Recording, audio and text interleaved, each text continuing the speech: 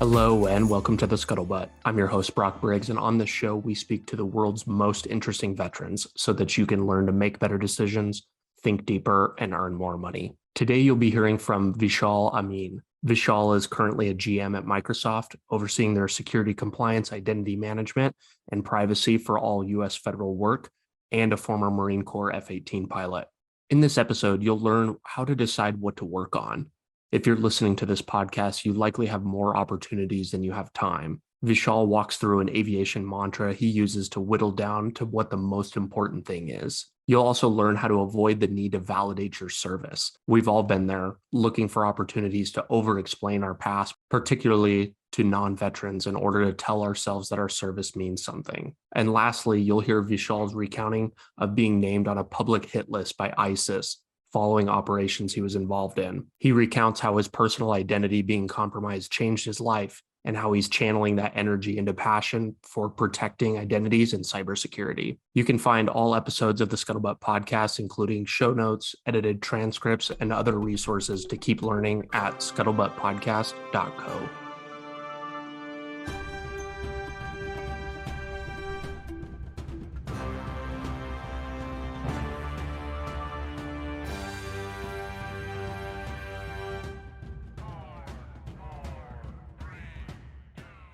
I think one of the first things that I'm going to need you to tell me about is this water polo.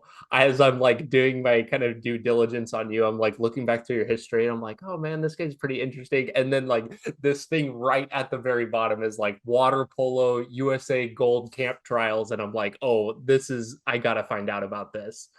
I How do you get into water polo? I was really bad at sports growing up. I Really? don't think I was the most athletic person. My best friend, Alex Samaras, actually, growing up, he was we were on a swim team together in middle school, and I was really bad at baseball. His dad was the coach. His dad actually used to have me lead off bat all the time because my on base percentage must have been so high because I was so scared to swing at the ball. Um, and that was my extent of being good at baseball. I think with water polo, it was a little different. I've always been a water person. I loved the pool. I loved swimming. Um, and then when they put a ball in front of me and then being able to chase a ball in the pool, it took it to a whole different level. So I went to a water polo tryout or practice with Alex, and I loved it and I hated it at the same time. And I started playing, and that was it. And I played before high school, during high school. From what I remember, it was two or three individuals on our team that were really, really good, Olympic caliber individuals, and just very good. I grew up in a town in Southern California where water polo was a thing. And there were some things that happened in school, academically, in my life that uh, gave me the opportunity to move and force a change in going to school and doing better in my studies and life in general. And I was a Southern California water polo player, and I took advantage of the fact that there was no one in Texas that really played water polo. So I went to Texas. I played for a couple water polo teams out there in high school and a college team.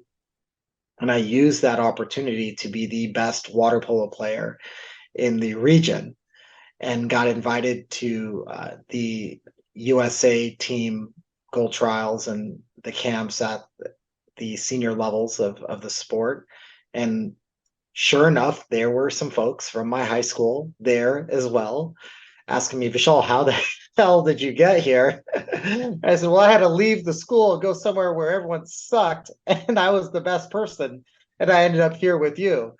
And I ended up playing later, and I really had a love for the sport. So water polo is one of those things in Southern California were just amazing. And I'm a better person, a better swimmer, and obviously you can see all these surfboards in the background. I loved the sport and everything that it gave me and allowed me to do. So yeah, that's how I got into it, and allowed me to go compete at some of the highest levels we have in the sport, which it's an amazing sport. I mean, if you watch it in the Olympics and some of the athletes there, they're just resilient and Mhm. tough people. Yeah. I've never watched it in the Olympics, but I I have a hard time. I think I'm like a decent to average swimmer, I guess, but I can't imagine the strength that's required for that. Like it that seems to be something that would I mean, be I played and I can't familiar. imagine. My son plays now. He just started trying it, and it's like watching him half drown twice a week when I go there. And as a parent who's played it his whole life and watching, it's a whole different perspective. And I have to remind myself, man, that was tough. I remember that. That sucks. I don't want to be him right now. What a cool experience though, and I'm sure like an interesting thing that I'm sure a lot of people ask about. Like that, like I said, that just seemed like such a standout item amongst all of the other things that we're I going to like to talk say we about lost today. a lot of good horses. It's good, but it's one of those things. It comes up. It's a little known fact that Yeah. up once in a while. Were there any other interesting standout things about your childhood that were meaningful? You've mentioned elsewhere that I believe you're a first generation American, and I am always curious to ask how cultural influences had kind of like maybe shaped some of the early days for you. I think absolutely all of us, everyone in this world now has some type of tie for the most part to, let's call it, diversity or ethnic diversity or some type of origin story. I am first generation. Chicago, then moved to Los Angeles, and then San Diego, and then in the Marine Corps and did all kinds of things. But it definitely changes the way I look at life. I think, the one thing about where I come from and who I am has a lot to do with the culture, and I'm of Indian descent, so the culture and the aspect of what is actually important and what's not important, and um, the what the meaning of family is as well. Because nobody in my family actually served either, right? So Hmm. I served in the military, and nobody in my family served, which is the end state there was be a doctor or be a lawyer or an engineer or something like that. Kind of curious how the military kind of came into that as maybe a viable career path for you. I actually was being cold called by the recruiter when I was a junior in high school, and I rode my bike down to the recruiting station. It wasn't an army recruiting station; it was a Marine recruiting station, and I didn't know the difference either at the moment. And I walked into the recruiting station to get my name taken off the call list, and the scrawny guy who wanted to be a lawyer ended up walking out of that office with an enlistment to the United States Marine Corps because I had no backbone to say no to the recruiter. Luckily for me, I was 17 and they still needed parental consent. So I walked my bike home. I made my mother cry and and question what I did and why I did it. And well, I know my father said, "Well, when you make a commitment to something, you do it." So a little bit of guilted into the Marine Corps, a lot of bit of making the biggest mistake of my life that turned out to be pretty good for me in joining the Marine Corps. So I would definitely say I like to share a lot that joining the Marine Corps was the best mistake I've ever made. So it was absolutely that. So I definitely did not join for service for country for may have been a little bit of benefits and prestige. I think the recruiter told me, well, and I enlisted as a military policeman. I think he told me, well, you want to go into law? This is very close. You can be a military policeman and maybe become a lawyer. That's Oh a man, stretch. that was a stretch. I was the most gullible guy in the world. So, oh man. Well, it ended up working out all right, and you're obviously here today, so we've got that going for us. I will say I loved the feeling of it. Did I understand at the time what I was getting into and what that would lead to? No, I thought maybe I'll do 4, 5, 6 years. I'll get out. Maybe I'll stay in the reserves. Maybe I'll do something else. Also understand I joined during Clinton, so there was no active, war or any type of thing happening there. I think what happened over time though was you get that sense of service, you get that sense of commitment, and And while I was going to school and my grades were declining, and realized that I wasn't going to be a doctor and I wasn't going to be a lawyer and I wasn't going to be a dentist or any of that, I realized, well, I still loved what I did on the military service side. And I think that's the moment where I realized, I think that was the way to go. And it was probably right around the time of September 11th. That was going to be it. And, the sense of service and the camaraderie and how the nation came together at that time was probably a big piece. Do you have any regrets? No regrets. No regrets in anything I've done. I think you learn from what you do. I think I would have looked at life a little differently. I would have invested in things a little differently. I would have probably trying to go to school and learn a little more, a little faster. But I'm also the type of person that believes that everything happens for a reason and you learn from it. Mhm. I was probably a lot lazier earlier on in my career than I feel I am now. What I mean by that is I probably didn't take advantage of some of the opportunities I had in front of me. Maybe didn't realize they were there, right? That's education. That's maybe the benefits afforded to me through the service. Maybe spend more time with my family and friends. And I think anything that I regret is mainly based around time. Investing more time in others and people and things, right? It's never really about the decisions of what I personally did, but it always affected, I think if I ever want to rethink what I do, it's always about who I spend my time with and what I do with them. So, Mhm.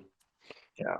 I don't think that there's anybody, even like even like one term folks, but like especially career folks, everybody says the exact same thing. And I still haven't quite figured out if it really was even possible. Like it's always so easy in hindsight. Yeah, I should have started going to school sooner. I should have started doing all these things. And look back on some of those things, it's hard to like hold yourself accountable to at the same time because life is weird in the service. If you're like deploying and you're like have like a high op tempo job, and I can't even imagine as like doing military police.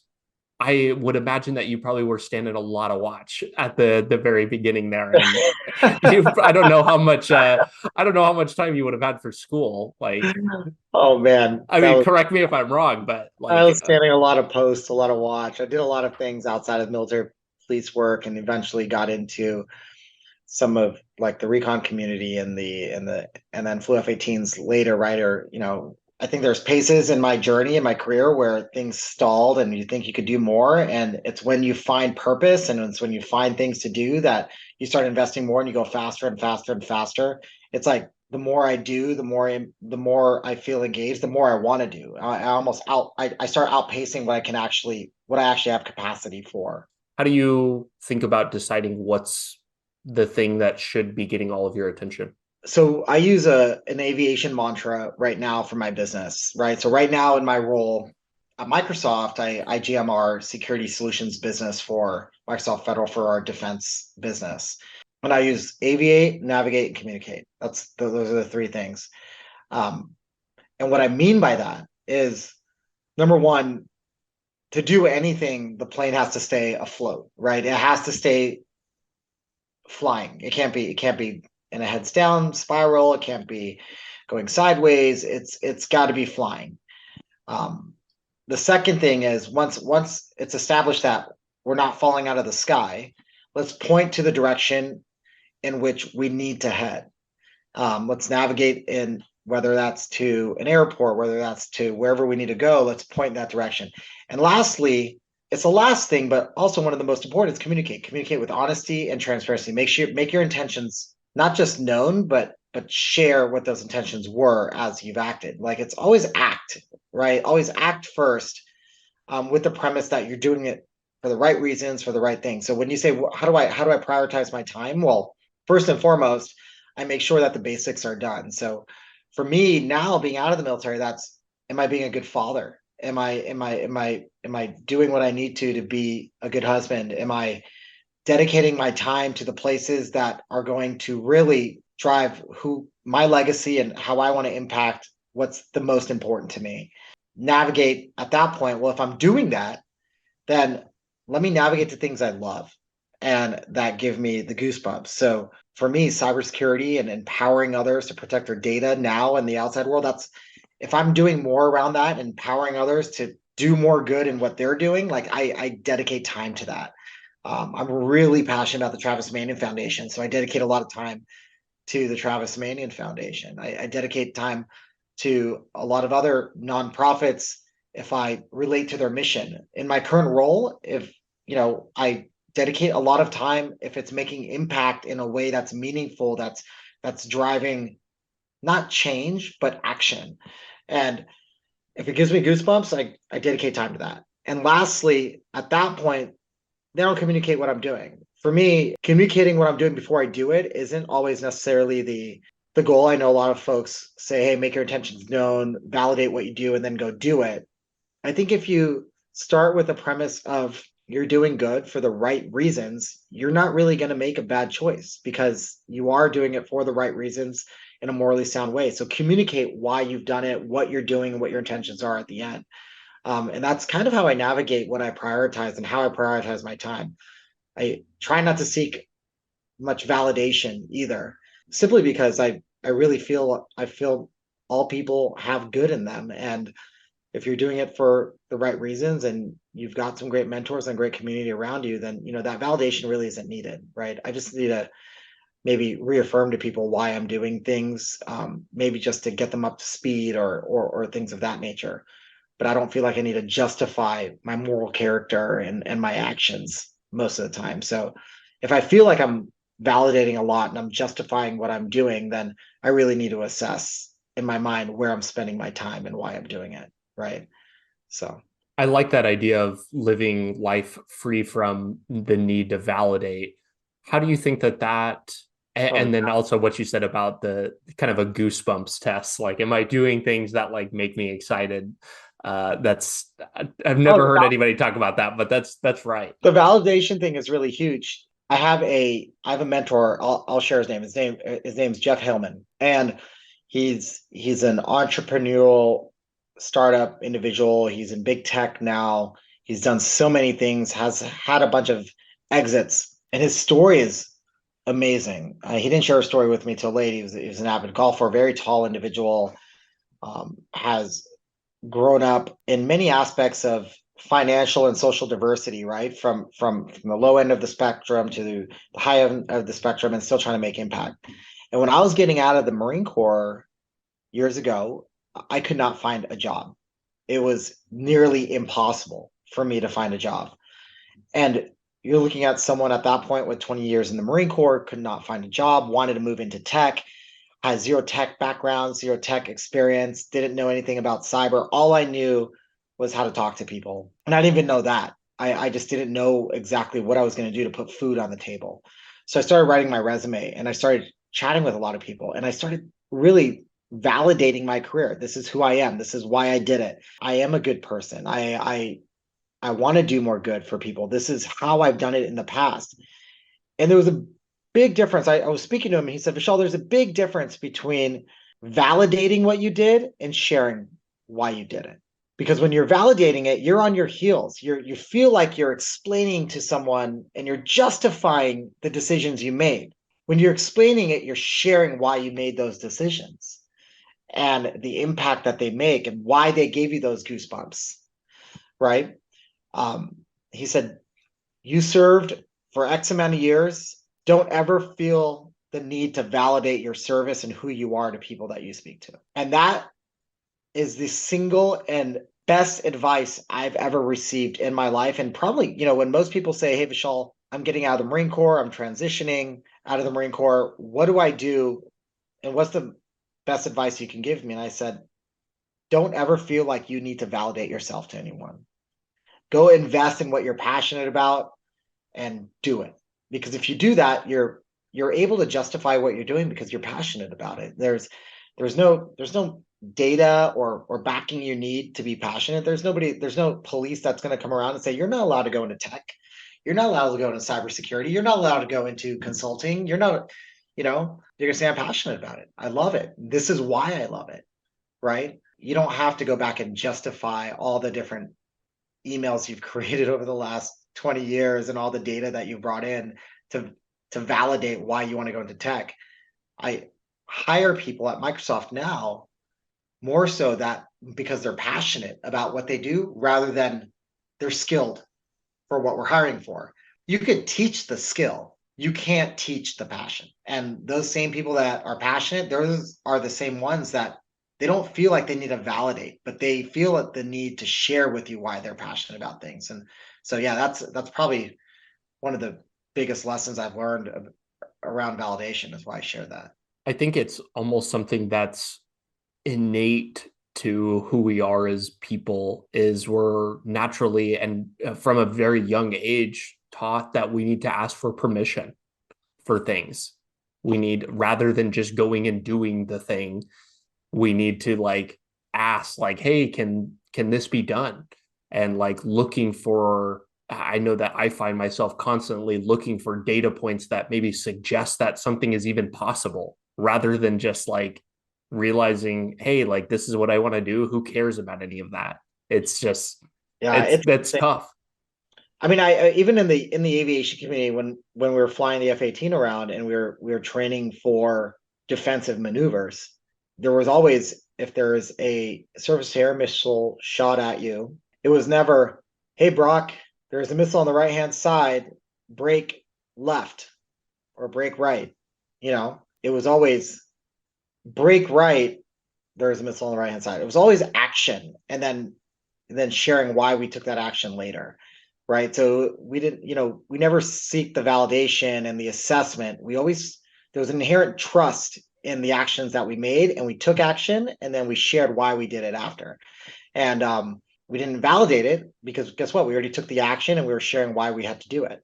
And I think when I look at how I take how I look at validation and how we make decisions, I think about examples like that in my career and in my life where I've taken action and then where I've actually pedaled back and retroactively done something because I felt like I had to, and those were two different paths and they led me to two different outcomes every single time. Do you think that acting without like searching for the validation, whether it's more data or more information or permission, acting without those things is better when it's high stakes? I think that I find myself in a position and talking to people, it's like they're, especially in the transition space, is like they're scared. It's like there's this perceived idea that it's like kind of a high stakes thing, and usually in hindsight it never is. Like It's almost never nothing you're is never going to have all the data when you transition out of the service. Most people, they lean on their physical and their tangible skill sets that they've been given, that they've learned, that they've invested in. And it's like looking through a soda straw. You're never going to see everything around you because in that pathway to transitioning out of the service, you know that you can be a PMP, or you can get a PMP, you can be a project manager. You may have a clearance. You can go get a job as a contractor. I think if you throw the soda straw away and you say, well, why do I want to be a contractor? Why do I want to be a project manager? Why do I want to use my clearance? Well, I'm doing this to get a job that pays X amount. I want to get paid X amount because I have a home, I have a mortgage, I have food that's put on the table.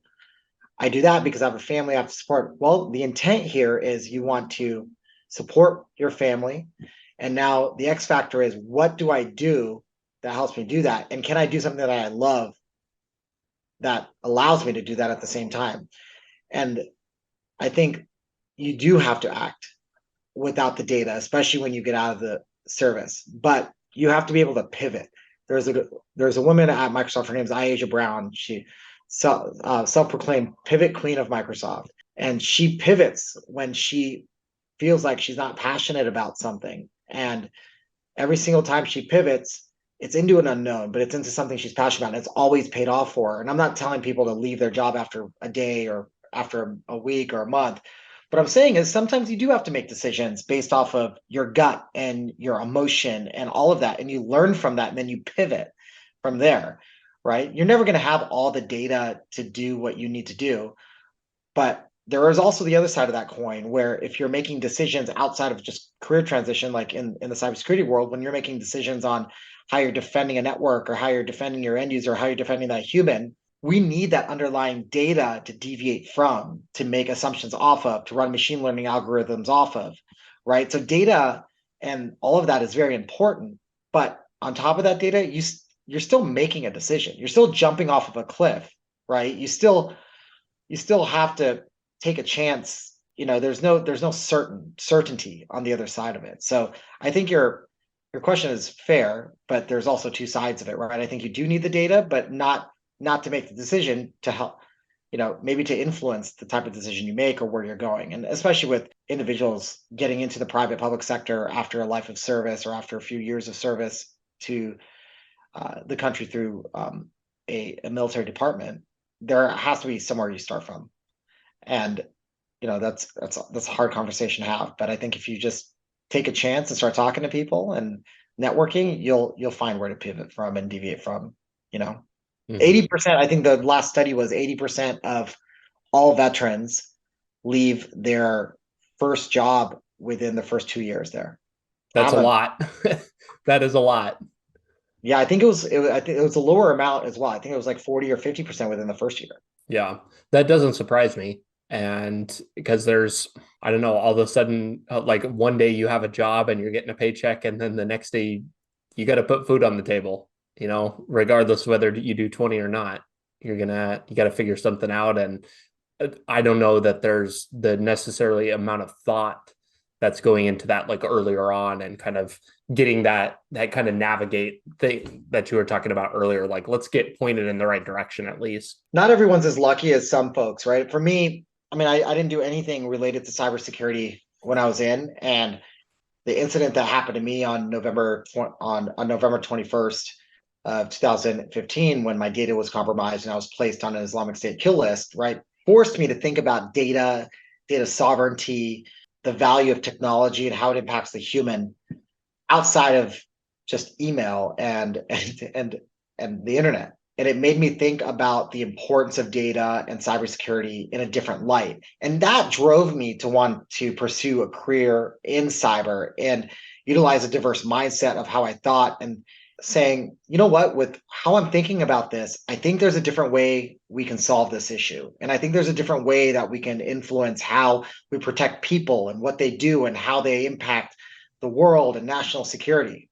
So I had this clear vision that I want to end up here, but this is where I'm starting from.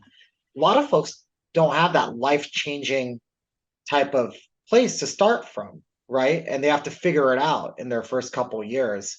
And then even for me, I changed my first job within the first 2 years. I changed my second role within 2 years after that. And even here at Microsoft, I've changed roles a few times, never in a negative way, but always in a way in pivoting and investing more and more in my career. And I'll share that I think that's no different from any other veteran. Not all of us have that, I would say, that luxury to be passionate about something now. What I would share with people though is do what you have to do, transition out, get a job, put food on the table, do something, but find that thing that's itching at you to reinvest in, right?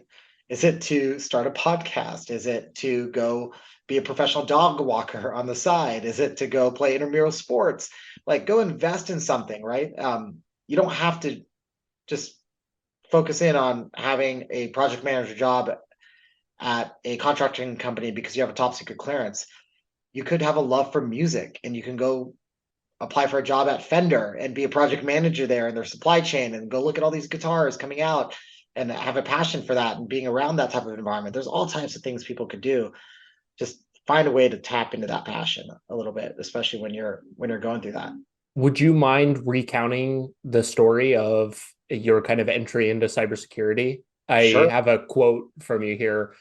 In the push of a button, a simple human event compromised the single most important piece of me, my identity. This story is crazy, and I can't believe that I hadn't heard it before, but I think hearing it from you will be apt for our discussion now. Sure. I mentioned it a second ago very briefly.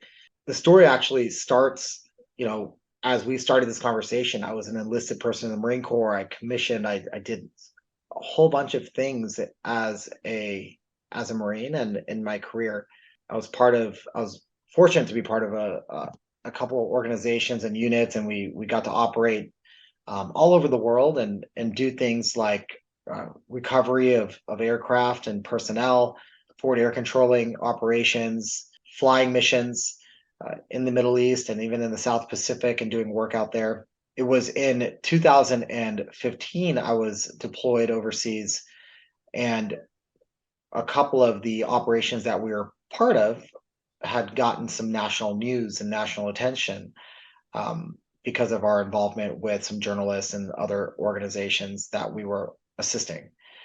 Later in that deployment, I was able to do other things like go back to the Pacific, go work with heads of state there. And then I came home from that deployment, and my son was born while I was gone. And I met him for the first time when I came home. That I remember that day, it was amazing. I was sick as a dog. I got off the plane. I was so sick. I'd gotten food poisoning a couple days prior.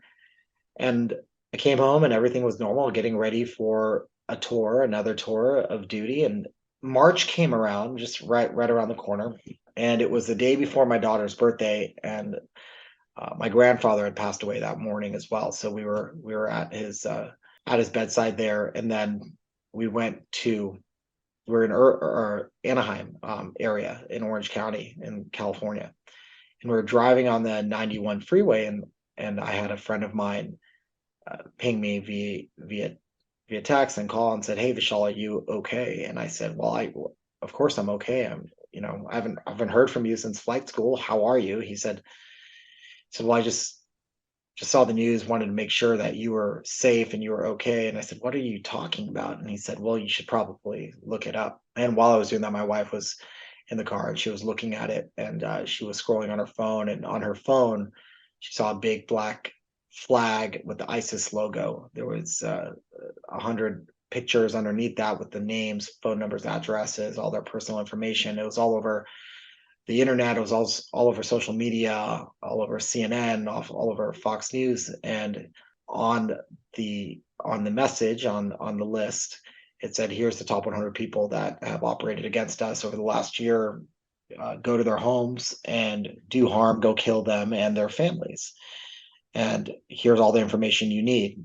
So it was a call for all of the ISIS sympathizers and the lone wolves to come and do wrong and kill our families and me and all the other individuals on that list. And we were all spread out in all the different states. I was escorted home that day by the law enforcement.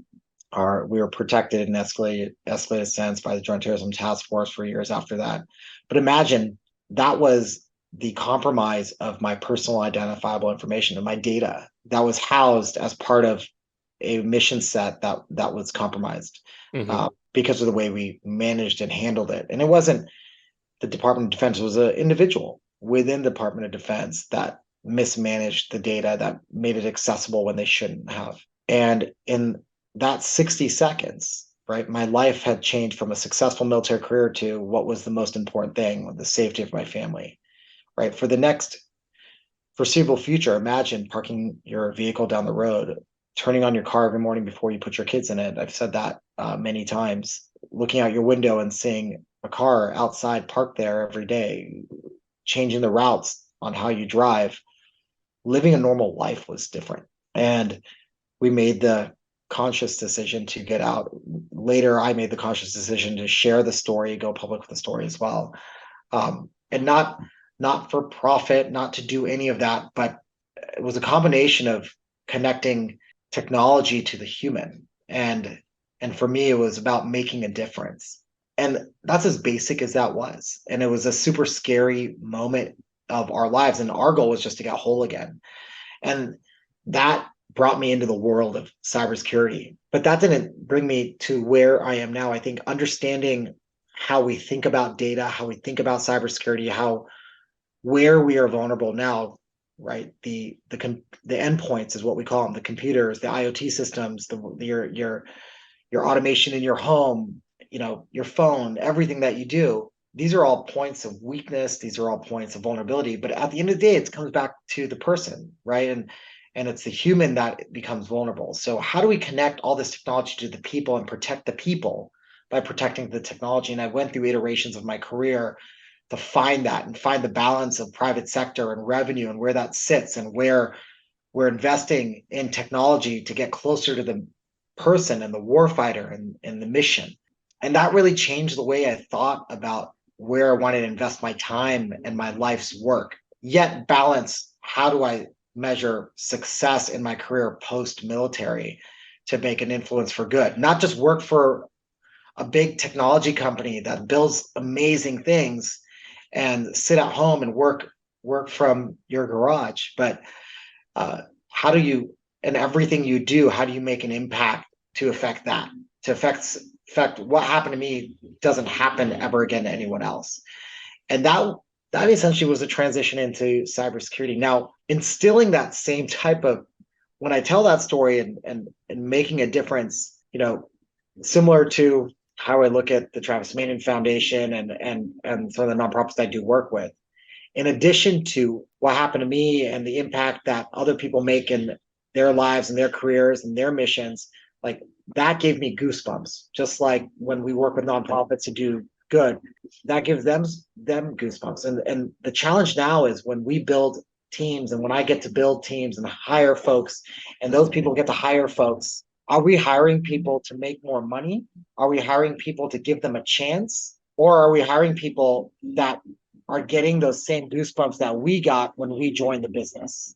And that's the gist of it, right? That's the story. That is like such, it's hard to even like get my arms around the feelings that it must have been kind of going through. What was kind of the fallout of, I'm imagining you like getting a call from your command at some point. Like, what is the kind of like end state of, obviously you're kind of talking about this like lead up of this internal change of like priorities and things getting out. What was like the physical change that was required of you, and like you like having to move states, like there's a lot behind it, and I won't get into too much detail, but physically relocating, the monetary loss behind losing a home because you can't live in it anymore because it's targeted by a terrorist organization. How you pay your rent, how you buy a car, how you protect your identity when you go register for things, how you standing up a trust and doing these basic things in life physically change the way we operated on a day-to-day basis. We moved 4 to 5 times that year. We had to reshuffle our finances. We had to work when we didn't have to, take extra jobs, do different things because of the nature of what happened, right? There was who was going to be accountable for that happening. And at that time, there was no one held accountable because of its impacts in the private sector arena through my, let's call it quote unquote, public sector service. I think we still struggle through those battles now, but we can identify how to fix those things now as well. And physically, a lot had to change. Your mindset had to change. You come to realization in terms of how you look at life had to change. Reassessing. One of the things you asked when we first started this is, you said, "Is there anything you'd take back?" I would take that day back in a heartbeat. What happened allows me to do what I do now and make an impact and be passionate about what I do, and allow me to find that a lot faster than I would have. But I also can recognize that I would never want anyone, including my family, to have to go through that day again. What puts those things into perspective though, Brock, is other things. There's other things in life that give you goosebumps. In 2000, later that year, a close friend of mine, Taj Serene, died in an F-18 crash coming back from the Middle East and on his way home. And I was his Keiko. So knocking on the door of one of his family members there was one of the hardest, if not the hardest thing I've ever done in my career. A year later, someone that sat in the front seat from me at the Vikings, who I flew with many times, another close friend of us in our family, Sterling, he died in an F-18 crash. I bring those instances up because they're life events. And they caused me to find purpose. So as much as I had to change, right, those lives changed as well. So I think in what we're speaking about right now, every single one of us has a life event that changes the way we do things. For me, the ISIS kill list thing was one of them, but Sterling, Todd, those are others. So it allowed me to find purpose earlier. And to your point earlier, I mean, I probably would, that's the one thing I would change is we would obviously change all of those three things I just spoke about. But for me personally, I would have probably managed my data differently or found a way to manage it differently or ask some questions around that so that these types of things don't happen. I have one more question about that event, and then we can kind of move on. You said that at the time that there wasn't any kind of accountability for it sounded like that this may have been one individual's responsibility. What was the follow-up and like the outcome of that? There were multiple kill lists released after that. And the way you look at cybersecurity now, I can share actually, we just released a digital defense report at Microsoft last week or a couple weeks ago. We look at over 43 trillion signals a day at Microsoft. Right? We didn't even have that type of data back then. And when you look at an attacker, they never attack from the same vector. They just like in any attack, right? Once you attack someone, you're looking at different vectors to attack, you're looking at different ways to get in there.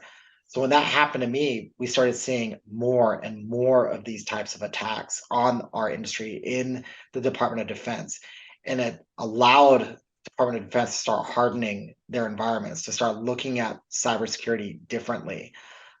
What came out of that sole individual that allowed that to happen was a great example for them to understand that it's not just that one individual's fault, or one organization's fault, but this threat is starting to happen more and more. And I think it was that moment, after that was the OPM breach and other breaches and things of that nature, that started showing this shift in where we're going as industry and being able to navigate out of that. And I think there's been increased investments, and I know there's been increased investments from that day forward within the Department of Defense to better protect the identity, the data, and the sovereignty of the warfighter and those who serve. Now that being digitally secure is equally, if not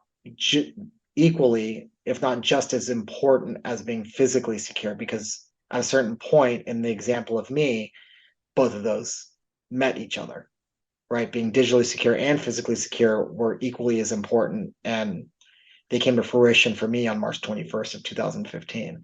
So I think that is an example of why we need to look at this industry and cybersecurity, for example, as one of those differentiating factors of how do we protect ourselves physically, how do we protect ourselves digitally, and that goes into IoT and operational technology and protecting critical infrastructure and protecting people in different levels. For me, 2015 was the start of that, right? Cybersecurity wasn't a thing, and since 2015, over the last, I'm a Marine, so it takes me a little bit of time to do math, 7 years, we've seen, billions and billions of dollars move into this industry for us to be able to better protect and enable people. I mean, look at us, right? Years ago, we wouldn't be doing a podcast or something like this on a platform, and cybersecurity and all of that is even more prevalent now because we have to be able to protect the way we innovate and the way we communicate. So I think a lot has come from that, especially around the defense sector. That was one of the notes that I had just kind of preparing for this interview, thinking about, I'm not sure if there was like a single point in time when like the switch flipped on for cybersecurity and understanding how large of an industry that is. I mean, there's looking at there was a single point in time. So when I looked at cybersecurity when I first got out, I thought it was as simple as just protecting data and maybe a firewall is what I knew cybersecurity as. There's a big company called Palo Alto Networks. There's another big company called Cisco. There's all these big cybersecurity companies or security companies that did all this work. And when I realized at a certain point, I think it was about a year and a half into my technology career, that it wasn't about the technology and cybersecurity being this product, that it was more about the bad actor, the flip switch. At that point, it was, wait a minute, a product isn't going to help us here. Just the cloud isn't going to help us. The technology isn't going to help us. We have to go start thinking like the bad guy instead of the good guy. And when I started thinking like that, For me, it was how do we scale our defenses through technology to better protect each other? And that's when I actually started thinking about cloud security and things that I do now, and what I'm enabled to do at Microsoft through the work that we do here. And there's all the other companies do such a great job as well. It's really a security family. As we compete, we also work together. That's where this whole private public sector partnership comes into place. A lot of people say, well, we need to partner with private sector so we can innovate more. For me, private public sector partnership allows us to better protect each other, utilizing things that we're doing in the private sector and scaling them into the public sector to affect the warfighter.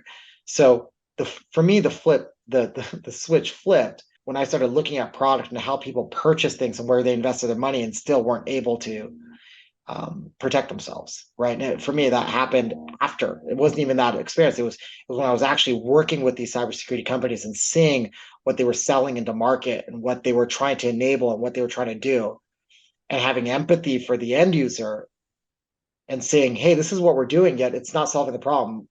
For me, it was 180 degree different view at that point. You talked about a change in the overall strategy of cybersecurity companies from more protection based to focused on thinking and acting as like bad actors. Yeah. Was there a change or a different application of technology that allowed that type of business to occur and gave room for all of these large cybersecurity companies? I'm not super deep into the tech scene, so anything that you can kind of like make that simple to understand from like a tech perspective, I think would be helpful. Sure. I think we used to believe that if you found a safe house and you locked yourself into that safe house and you put a bunch of guards around that safe house, that whatever was in that safe house was secure. And you can build this fortress around the moats and everything around it to make whatever was in that safe house secure. So everything else, you're building your security around it. And I think that's how I used to look at security: is let's secure the most important thing by nature, or by the nature of building around it.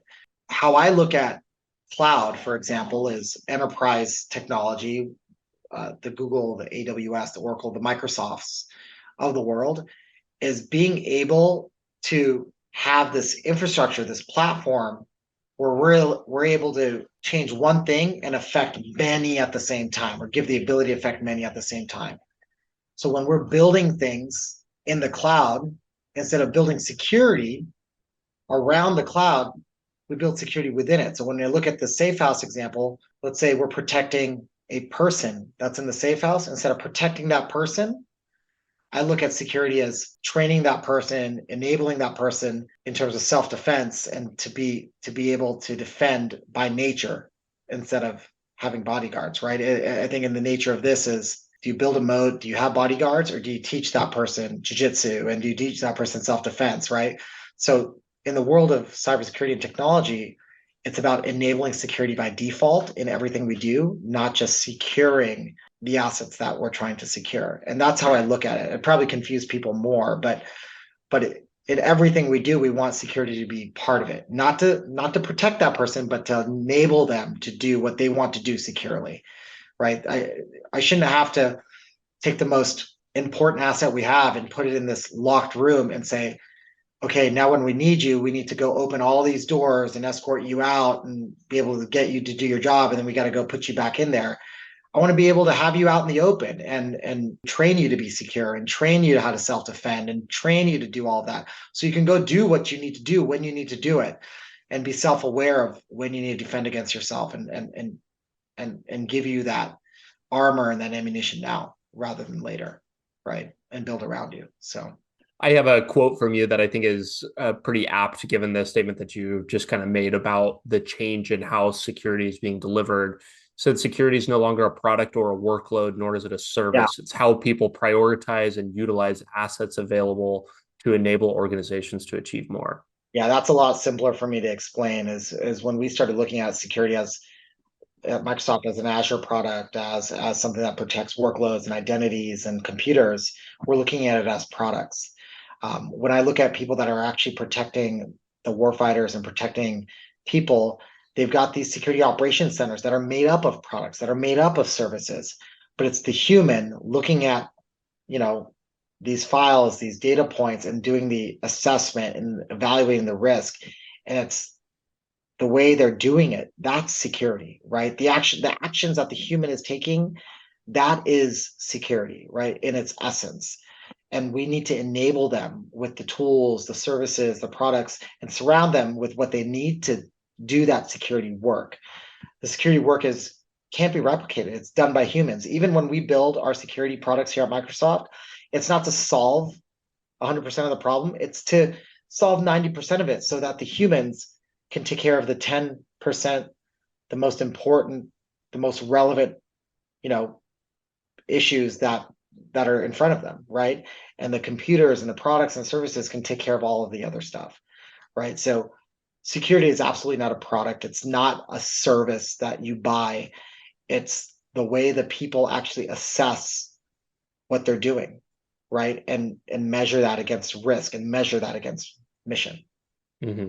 You said that something interesting that seems kind of contrary to where I perceive like the world to be going. You're talking about, hey, we want to make sure that this 90% is secure and really emphasize the interaction of the individual and the first people behind that. And that's playing into this backdrop of we've got things that are like replicable without any need for any more physical labor. We have code, we have cloud, we have all of these things that do not require us. How do you think the role of humans will continue to play into cybersecurity in the next 10, Oh, 15, 20 years? we've got millions of jobs. Even by 20, like, I think 4 or 5 million jobs that are going to be open and unfilled in the cybersecurity industry by 2025, I think was the last report. It's not that humans are not needed. There's more and more signals, right? I mentioned the 43 trillion signals a day we see at Microsoft. Last year was only, I think, 21 or 22 trillion signals a day we saw. There's going to be more and more data and more telemetry for us to cipher through to go look at, right? So we have to be able to build automation and AI and machine learning into our processes so that the people can continue to do their jobs. If I give someone more and more data and more signals, they're just at capacity already. There's always going to be a need for these people. There's always going to be a need for more individuals that focus on cybersecurity. And I think skilling is one of the biggest aspects of that. The reason that we have this gap in jobs is we have to be able to skill people at the level that they're at to bring them into the cybersecurity industry. The cybersecurity skills gap is just going to get larger and larger and larger because cybersecurity is becoming, if not already, one of the greatest aspects of nation state attacks of conflict out there internationally. You look at the war in Ukraine, you look at some of our current conflicts, you look at operational technology and how critical infrastructure is affected by cybersecurity. There's going to be more and more attacks and more threats to what you and I feel are important, not to mention the criticalities of water, air, power, right? Those types of critical infrastructure missions are already affected by cybersecurity, not to mention other things that are going to be important to us in the future. So yeah, we need more and more people in this industry, and I think what we have to do as a cybersecurity company at Microsoft is find ways to bring people in and align them to our innovation, right? And align them to our mission moving forward and skill them appropriately so that they can come in here and build and protect and do all of those things. So I don't think this is going to be a robot eat robot world, right? I think we're always going to need people in here to make those decisions. Even when you're speaking about drones and you're speaking about autonomous vehicles, behind those autonomous vehicles, behind the decisions that we're making, there is still a person back there doing it, right? We're just automating some of those tasks to reduce risk. And I think that's how I look at cybersecurity as well. What do you think are the relevant skills, degrees, certifications things that people ought to be thinking about and looking to make, considering maybe a career in cybersecurity, or even not necessarily specifically cybersecurity, but maybe an adjacent field? You talked about how cybersecurity is going to be part of all of these other things. It's not I love just this a question. product. Yeah, I love this question. I'm a political science major from a state school that didn't get into cybersecurity until probably 6, 7 years ago, right? What we need people to do is we need people to come into this industry from the diverse backgrounds. Though we do need another engineer and we need the folks that know IT and and digital infrastructure and physical infrastructure.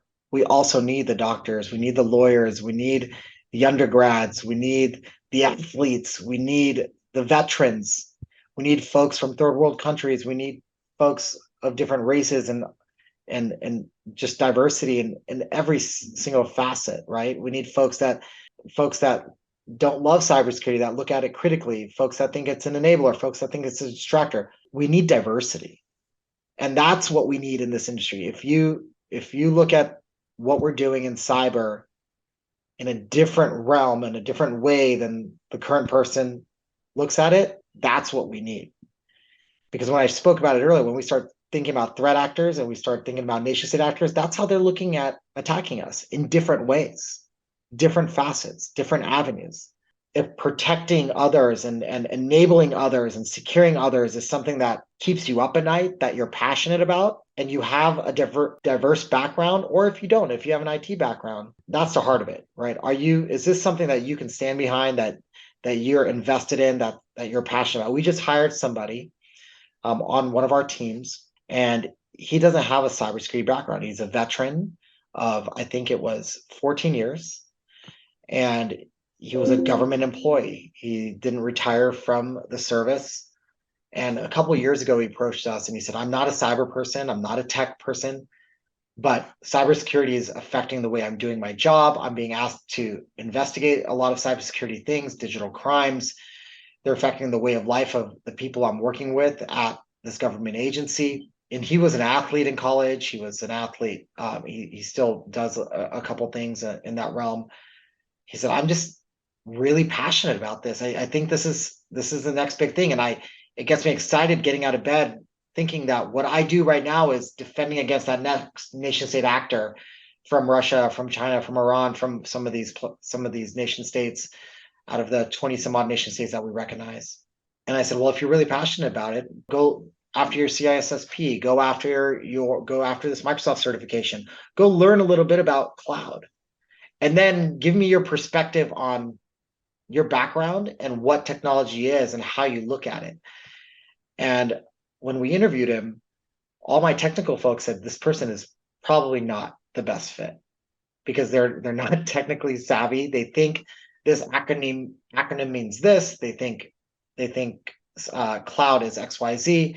And then I had some folks that on the other side of our business that were more people individuals and said this person actually can walk into a room and have instant credibility because they are a salt of the earth type of person. They understand the customer, they understand the government, they understand what's really a priority in their mind, and they're simplifying all this technology stuff. And I share that story with people because I say this person wasn't a technology person, and he was brought on to our business, and he's doing amazing because he's asking questions that we don't usually ask. He's addressing problems differently. It's because he came from a diverse background. So to answer your question, there's many certifications you could take, and any and all certifications on the technical realm, they're important. Yeah, get your Sec Plus, go understand some of these languages like KQL, go take certifications at these cloud companies. We have the AZ500, we have the AZ900, we have the SC900, we have those AZ900 at Microsoft, and take those certifications. But the differentiator is relate that certification to your unique perspective on industry, on your background and who you are, and bring that conversation to the table. And that's what's going to get you a job in cyber. Those are the type of people we're looking for. People that think differently, that act differently, that can challenge how we look at things now. Speaking to your position, kind of overseeing all of federal and looking at that more holistically rather than just cybersecurity specifically, what do you think is the biggest challenge facing you and your team today? For me, I look over the entire security compliance identity business for all of Microsoft Federal Defense. And the largest challenge we have today is, well, the largest challenge I have in my own mind is how do you retain these amazing, talented people? And not just retain them, but empower them to be able to get out of bed every morning and be excited about what they're doing without being burnt out. And that is a challenge I will always have and I'll continue to have because I'm very critical about the work that we're doing. There's so much to do. There's never a day of, hey, I have only one meeting today or two meetings today or three engagements today. I think in our industry now, we're back to back to back, side to side to side all day long. And being able to force them out of role and move the nozzle and move maybe their workflow into, hey, today let's focus on something that you're passionate about.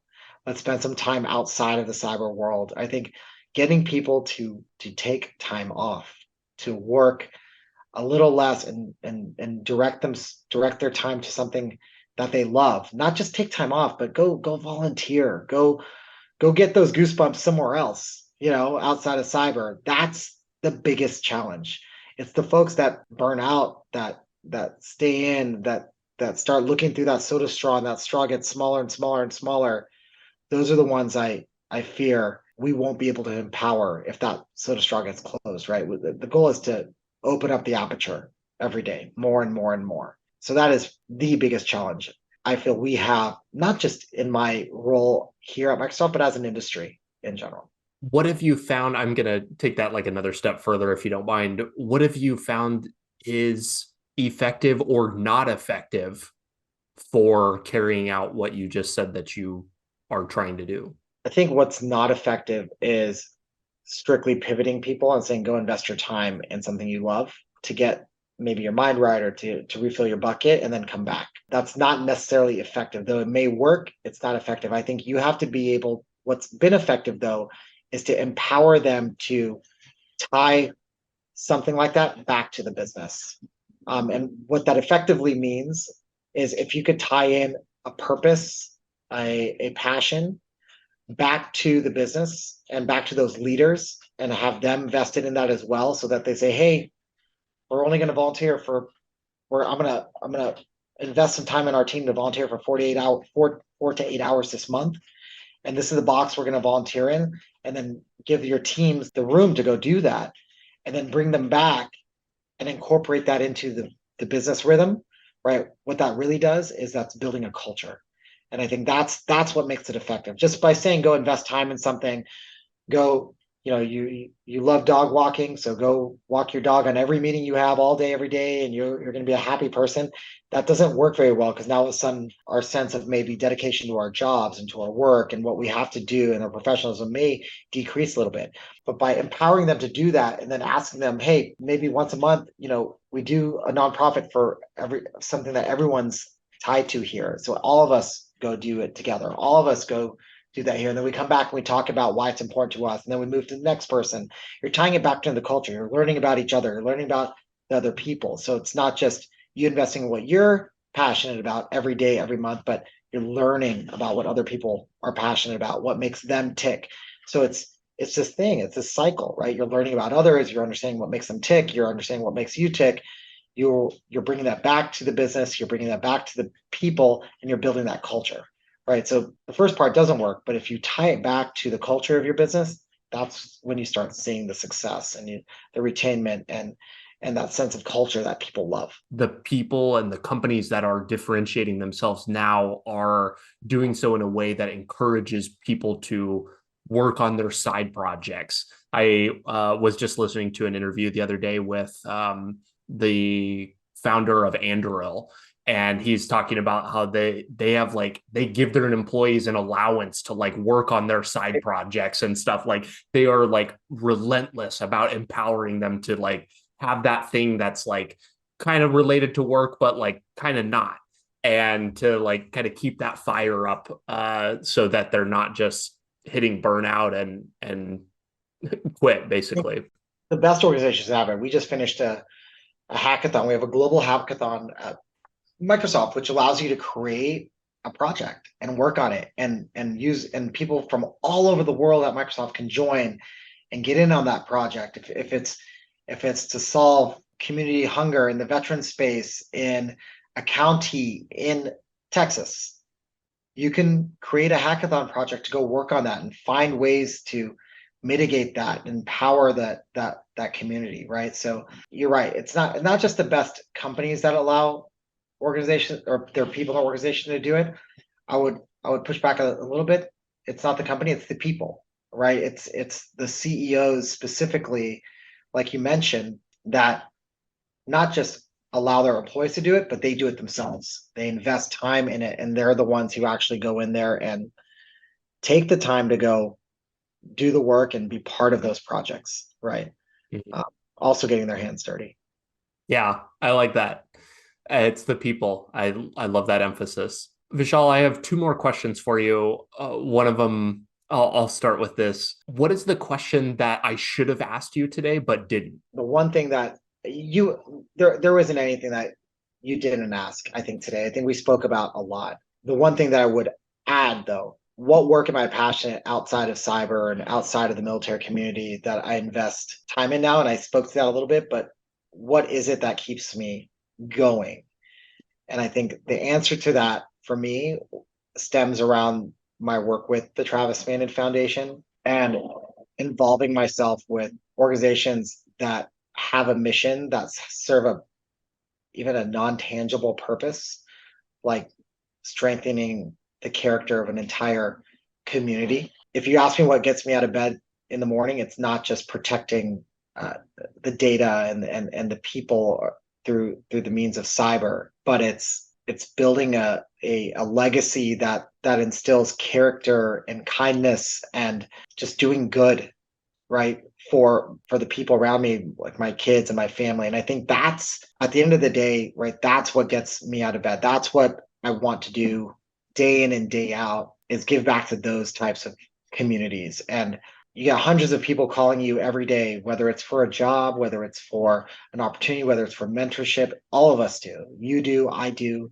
And it's hard to connect with every single person. But I'll tell you, like, if someone connects with you at that personal level because they are invested in the same things you are and they're passionate about those same things, and they can emotionally connect with that level, there's that sense of connection there. And that's what I look for. When I connect with people, I look for that connection. And that's what drives me. Outside of Microsoft and outside of cybersecurity, it's the ability to just do good for others. It has nothing to do with being a veteran. It has nothing to do with cyber. It has to do with the feeling you get when you're empowering others. And I think that's the one thing I would add. Out of everything we spoke about today, that's probably the most important thing.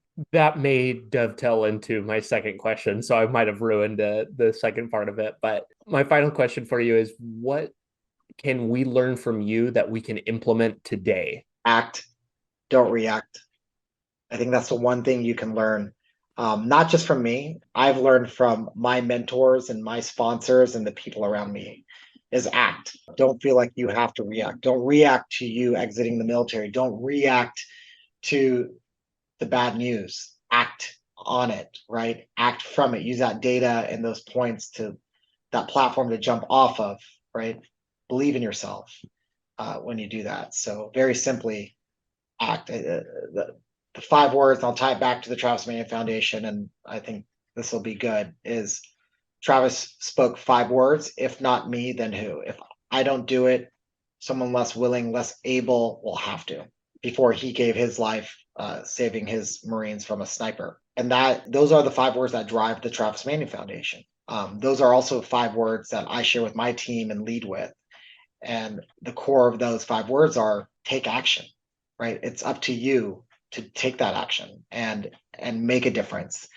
If you don't, someone else will, and they may not be as passionate, they may not be as driven, they may not have the resources you have. So if not me, then who, right? Awesome. I love that. I have had a lot of big time supporters and fans of the Travis Manion Foundation. They do a lot of great work. And that may kind of feed into this next thing.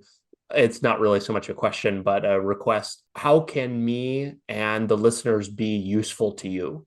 Is it going and supporting the Travis Manion Foundation or otherwise? I think the one thing most listeners can do is watch these podcasts in their entirety and or listen to them on 2x speed. It doesn't matter. But when you're done, physically write down one thing that you're going to act on and go put a note in your calendar for next week and ask yourself if you did it. And if you did it, put something else down and act on it, right? I think that's the one thing I can share. And for the transition veterans on this call, right? Just follow the industry, follow the people, look at their actions, look at what they do, look what they speak about.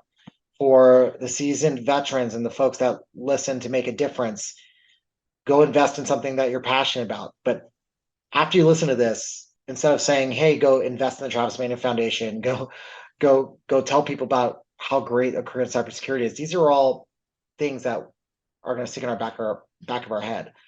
Get a piece of paper out, get something out, write it down, and say, I'm going to connect with 3 people by next week. Line, and go act, go do it, and ask yourself, what did I gain from that? What did I not gain from that? What am I going to do with that? Right. So I'll leave it at that. Is do something like that on the back of that, and that's how I think this community and you, Brock, can help evangelize that message. I love that. That's definitely something doable. Vishal, I really appreciate your time today. Thank you so much for sharing with me. Awesome. No, thanks for having me. This has been so much fun. Thanks so much for tuning in today. Your listenership helps me better educate people like you and the rest of our nation's military, both past and present, on building a successful life outside of military service. If you're looking for more ways the top vets are leading more effective lifestyles, building businesses, and using the resources designed specifically for you, press here for a selection of some of the best clips. Be sure to like this video and subscribe to the channel to stay up to date, and I will be talking with you soon.